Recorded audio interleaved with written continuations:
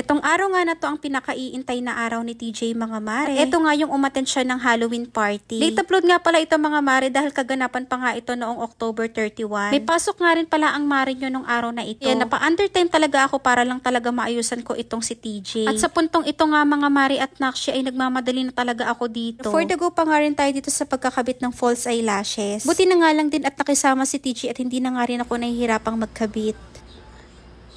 Parang may ano siya sa parang nararamdaman ko yung feelings niya na meron nakadikit. Mami. Sa kakamadali nga namin dito mga mare, kalimutan ko na nga kuhaan ng litrato si TJ. At sakto nga lang pagkadating namin, nag-start na nga rin yung program. Shoutout na nga rin pala sa aking childhood friends. Sila nga yung organizer nitong Halloween party. Nagpahula nga pala ako kung ano nga yung magiging costume ni TJ. At wala ngang nakahula ni isa sa ating mga kumare. Bali ang peg nga ni TJ ay si Princess Aurora. Or mas kilala nga sa tawag na si Sleeping Beauty. So nag-fail nga rin pala ako dito sa pagkaka-order ko sa costume ni TJ. Medyo bitin nga sa kanya itong costume. Sigurado nga akong isang beses niya nga lang itong masusuot. At ito naman si Maria, katabi ni TJ. Pamangkin ko nga pala siya sa pinsan. O diva, ganap na ganap ang batuta. Pagkatapos nga nila mag-flex ng kanilang mga costume, sumali nga rin pala si TJ sa games.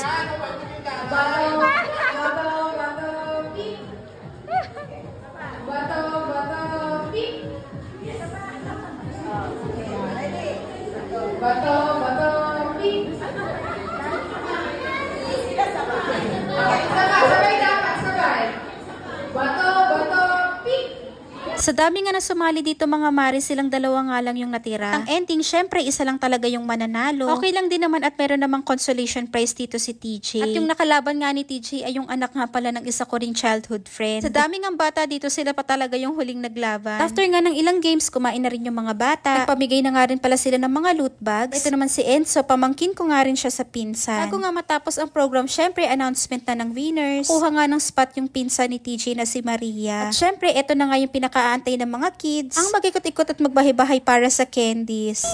Wow!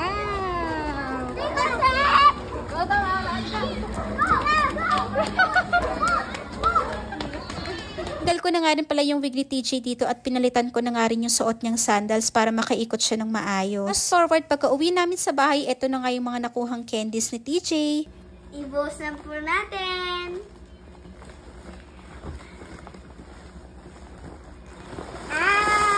Coca-Cola. Lots of candies. Masarap. Tikman natin guys. Hindi ko na. Dami oh. Wow, lots of candies. So, tikman na natin. Ang laki guys oh. Masarap. Can I have one? Thank you so much. Ang laki.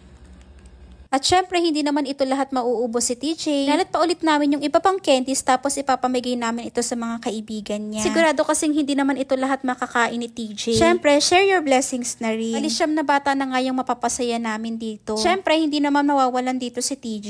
Inorganize ko na nga yung kanyang mga candies dito sa malaking lunchbox. Mga jelly is naman niya, niligay ko naman sa ref. At marami pa rin naman talagang natira para sa kanya. At pinagsama-sama ko yung mga chocolates, mallows, yung mga candyng matitigas at paboritong pochi ni TJ. Pinagsama-sama ko na nga rin yung mga lollipops. Kami na nga rin pala kaming napasayang mga bata sa pagbibigay nitong mga lush candies. Isang box nga pala yung mga mari at yan na nga lang din yung natira sa amin. At ito namang mga biskwit ay nanggaling din sa mga nakuha niyang candy. O diba may bantay yung mga candies ni TJ.